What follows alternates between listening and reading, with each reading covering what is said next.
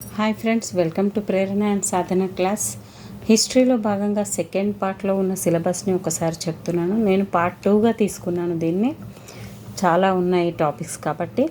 భారతదేశ సాంస్కృతిక వారసత్వం, మేధాపరస జాగృతి, చారిత్రక నేపథ్యం, తొలినాగరికతలు, వర్ణ సమన్వయం, జాతీయ చైతన్యం, భారతదేశ చరిత్ర, ప్రత్యేక లక్షణాలు, విదేశీ సంస్కృతుల ప్రభావం, కళ, వాస్తు, శిల్పం, విద్య, తత్వశాస్త్రాల అభివృద్ధి, సాంస్కృతిక సమైక్యత, భక్తి ఉద్యమము, భారతదేశంపై వలసవాద ప్రభావము, అదేవిధంగా ఆంగ్ల విద్యా ప్రభావము, 1857 తిరుగుబాటు ప్రభావం.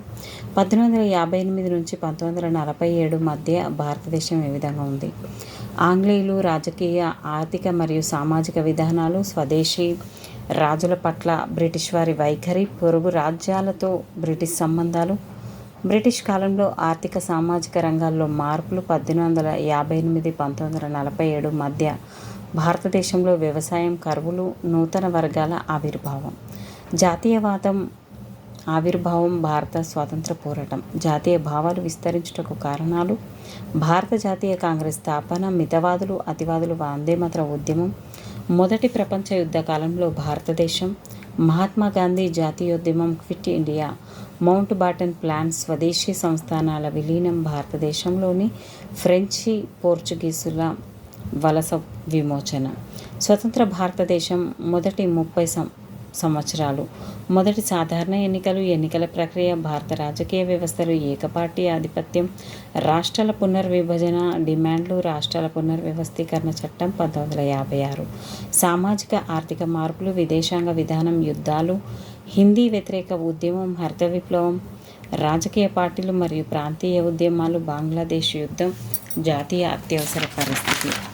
అంతేకాకుండా రాజకీయ ధోరణుల ఆవిర్భావం, అత్యవసర పరిస్థితి తర్వాత ప్రజాస్వామ్య పునరుద్ధరణ, రాజీవ్ గాంధీ నూతన చర్యలు, అత్యవసర పరిస్థితి తర్వాత ఎన్నికలు, మతతత్వం, ఉన్నత స్థానాల్లో అవినీతి, తెలంగాణ అసోం ఉద్యమాలు, పంజాబ్ ఆందోళనలు, సంకీర్ణ రాజకీయాల శకం, మండల్ మందిర్ మార్కెట్, ప్రపంచ యుద్ధాల తర్వాత ప్రపంచం భారీ ఉన్నత స్థానాలలో అవినీతి, రెండవ ప్రపంచ యుద్ధం తర్వాత ప్రపంచం, ఐక్యరాజ్య సమితి, ప్రచ్ఛన్న యుద్ధం, పరోక్ష యుద్ధం, సైనిక కూటములు, ఆయుధాలు, అంతరిక్ష రంగాల్లో పోటీ, అలీనోద్యమం, పశ్చిమాసియా సంక్షోభం, మధ్యప్రాచ్యంలో జాతీయవాదం, శాంతి నిరాయుధీకరణ ఉద్యమాలు, యుఎస్ఎస్ఆర్ పతనం, సమకాలీన సామాజిక ఉద్యమాలు, 1960లలో పౌర హక్కులు మరియు ఉద్యమాలు, యుఎస్ఎస్ఆర్లో మానవ హక్కుల ఉద్యమాలు, అణ్వాయుధ యుద్ధ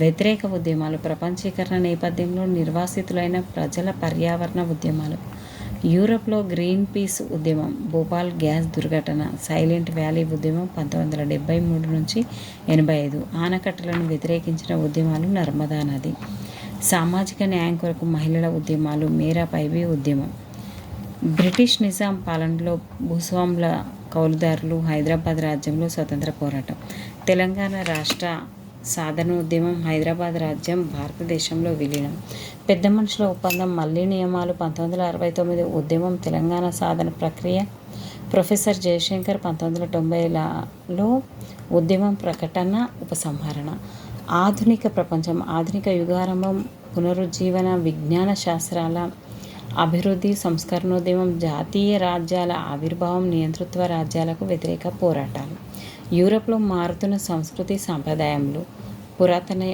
మధ్యయుగాలలో ఐరోపా, మధ్యయుగంలో ఆసియా, ఆధునిక ఆరంభము, మానవతావాదం, కళాకారులు, వాస్తవికవాదం, వాస్తుశిల్పం, ముద్రణ యంత్రం, మానవుల ఆకాంక్షలు, మహిళల ఆకాంక్షలు, సంస్కరణవాదం, ఆధునిక విజ్ఞాన శాస్త్రాలు, సముద్ర మార్గాల అన్వేషణ, భారతదేశంలో పునరుజ్జీవనం, 17, 18 మరియు 19వ శతాబ్దాల్లో ప్రజాస్వామ్య జాతీయవాద విప్లవాలు, ఇంగ్లాండ్ పౌర యుద్ధం, మహా విప్లవం, అమెరికా స్వాతంత్ర పోరాటం, ఫ్రెంచ్ విప్లవం, మారుతున్న మధ్యతరగతి, పెళ్ళుబికిన విప్లవం, ఫ్రాన్స్ రాజ్యాంగబద్ధ రాజరికం, బీతావాహన పాలన, డైరెక్టరీ పాలన, నెపోలియన్, జర్మనీ ఇటలీల ఏకీకరణ విప్లవ ఉద్యమాలు, పెట్టుబడిదారి విధానం, పారిశ్రామిక విప్లవం, సామాజిక మార్పులు, నెపోలియన్ ఉన్నతి పతనం, 1830 ఫ్రెంచ్ విప్లవం, 1848 ఫ్రెంచ్ తిరుగుబాటు, 1871 ప్యారిస్ కమ్యూన్,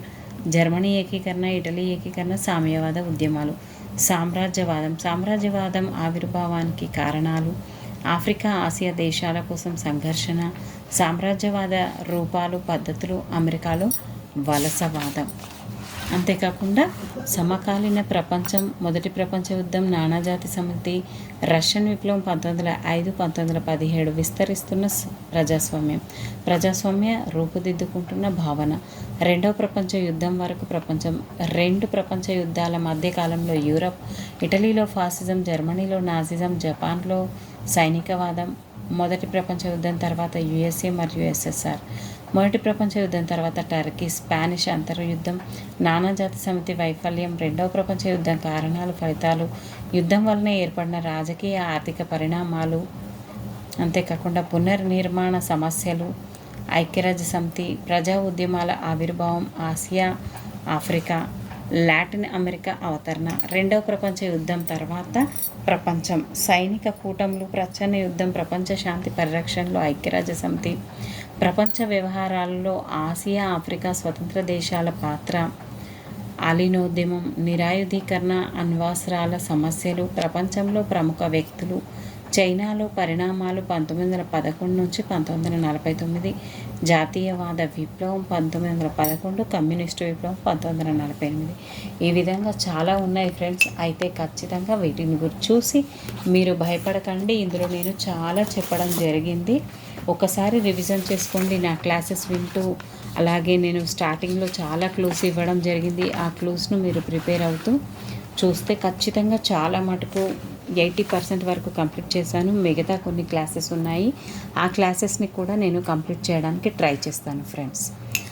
ఇప్పుడు సివిక్స్ అంటే పౌరనీతి శాస్త్రము, కుటుంబం, సామాజిక సంస్థలు, కుటుంబం, వివాహం, విద్య, ఆర్థిక రాజకీయ శిక్షణ, సమాజము మరియు గ్రూపులు ఏ విధంగా ఉన్నాయి, రాజ్యం ఏ విధంగా ఉంది, మౌలిక లక్షణాలు, జాతి, రాజ్యం, జాతీయవాదం గురించి ఉంది, మన ప్రభుత్వాలు, స్థానిక స్వపరిపాలన, అధికార వికేంద్రీకరణ, గ్రామీణ, పట్టణ, రాష్ట్ర, కేంద్ర ప్రభుత్వాలు ఏ విధంగా ఉన్నాయి, కార్యనిర్వాహక సంస్థలు ఏ విధంగా పనిచేస్తున్నాయి, భారత రాజ్యాంగం గురించి, అదేవిధంగా పౌరసత్వ నిర్వహణ, citizen charter, central vigilance commission, Lokayukta మానవ హక్కుల సంఘం, సుపరిపాలన, సమాచార హక్కు చట్టం, ఇన్ఫర్మేషన్ టెక్నాలజీ యాక్ట్, ఈ గవర్నరు, ప్రాథమిక హక్కులు, ఆదేశ సూత్రాలు, రాజ్యాంగ ఆధారాలు, రాజ్యాంగ లక్షణాలు, ప్రాథమిక విధులు మరియు హక్కులు, విధులు, అర్థం, వర్గీకరణ, ఒక జాతిగా భారతదేశం, భిన్నత్వంలో ఏకత్వం, జాతీయ సమైక్యత గురించి, అదేవిధంగా భారత ప్రజాస్వామ్యం అర్థం ఏంటి, ప్రజాస్వామ్యం భవిష్యత్ ఏంటి,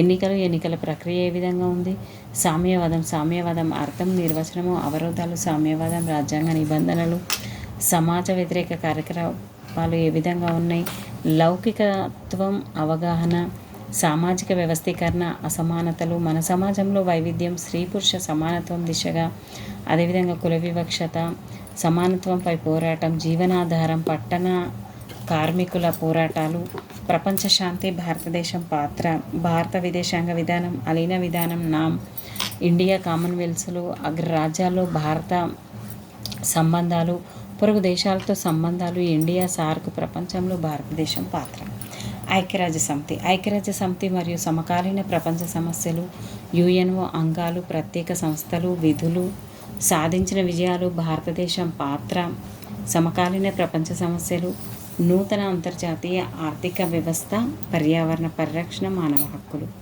రవాణా విద్య, రోడ్డు భద్రతా విద్య, మహిళల రక్షణ చట్టాలు, బాలల హక్కులు, సంస్కృతి ప్రసార సాధనాలు, తెలంగాణలో చేనేతల చేతి వృత్తులు, కట్టడాలు, నిర్మాణాలు, కళలు ప్రదర్శించుట, కళాకారులు, సినిమా ముద్రణ మాధ్యమం, క్రీడలు, జాతీయత ఉద్యమం. మరి ఖచ్చితంగా వీటినన్నింటినీ ప్రాక్టీస్ చేస్తారనుకుంటున్నాను. నా దగ్గర జాగ్రఫీ అనేది లేదు ఫ్రెండ్స్. జాగ్రఫీది ఇంగ్లీష్లో ఇవ్వడం జరిగింది. మీరు ఖచ్చితంగా దాన్ని కూడా తెలుగులో సేకరించండి. ఇప్పుడు ఎకనామిక్స్ అంటే అర్థశాస్త్రం సిలబస్ ఏది ఉంది మరి? అర్థశాస్త్రం అర్థం, నిర్వచనం, పరిధి, ప్రాధాన్యత, భావనలు ఏంటి మరి? వినియోగం అంటే ఏంటి? డిమాండ్ అంటే ఏంటి? డిమాండ్ సిద్ధాంతాలు, సప్లై, విలువల సిద్ధాంతం, ఉపాంత రాబడులు, పంపిణీ సిద్ధాంతం, ఆదాయ పంపిణీ, వీటి గురించి జాతీయతావాదం, స్థూల జాతీయోత్పత్తి, సూక్ష్మ జాతీయోత్పత్తి, జాతీయతావాద భావాలు, స్థూల జాతీయోత్పత్తి ఏంటి, ఈ విధంగా ఉన్నాయి ఫ్రెండ్స్. ప్రభుత్వ రాబడి ఏంటి, వ్యయాలేంటి, బడ్జెట్ ఏంటి, ద్రవ్యము, బ్యాంకింగ్, వాణిజ్య బ్యాంకు, కేంద్ర బ్యాంకుల ఆవిర్భావము, రిజర్వ్ బ్యాంకు ఆఫ్ ఇండియా గురించి, అదేవిధంగా ద్రవ్యోల్బణం దాని అర్థం ఏంటి, దాని ప్రభావం ఏంటి, ఆర్థిక వృద్ధి మరియు ఆర్థిక అభివృద్ధి గురించి కూడా ఇక్కడ ఇవ్వడం జరిగింది. భారతదేశ ఆర్థిక వ్యవస్థ లక్షణాలు ఏ విధంగా ఉన్నాయి, జనాభా, భారతదేశం తెలంగాణలో జనగణన మనన రేటు, వృత్తుల వారి విభజన, మానవ అభివృద్ధి సూచిక, భారతదేశంలో వ్యవసాయం, భారత పారిశ్రామిక రంగం, సేవారంగ కార్యక్రమాలు, వర్గీకరణ, ప్రాధాన్యత, సవాళ్ళు, భారత ఆర్థిక వ్యవస్థలో సమస్యలు, ప్రణాళికలు, సహజ విపత్తుల నిర్వహణ, సుస్థిరాభివృద్ధి, జీవనోపాధులు మరియు సాంకేతిక పరిజ్ఞానం, ఈ విధంగా ఇవ్వడం జరిగింది ఫ్రెండ్స్. ఈ వీడియో మీకు నచ్చింది అనుకుంటున్నాను. ఖచ్చితంగా జాగ్రఫీని కూడా మీరు కలెక్ట్ చేసుకోండి. అంతేకాకుండా ఇంగ్లీష్ అయినా పర్వాలేదు, తెలుగు అయినా పర్వాలేదు, ఖచ్చితంగా మీకు దగ్గర సిలబస్ కాపీ అనేది ప్రింట్ రూపంలో ఉండాలి. అప్పుడే మీరు మీ గమ్యస్థానాన్ని చేరుకోగలుగుతారు. All the best friends. Thank you. Keep smiling. Please share, like, subscribe my channel.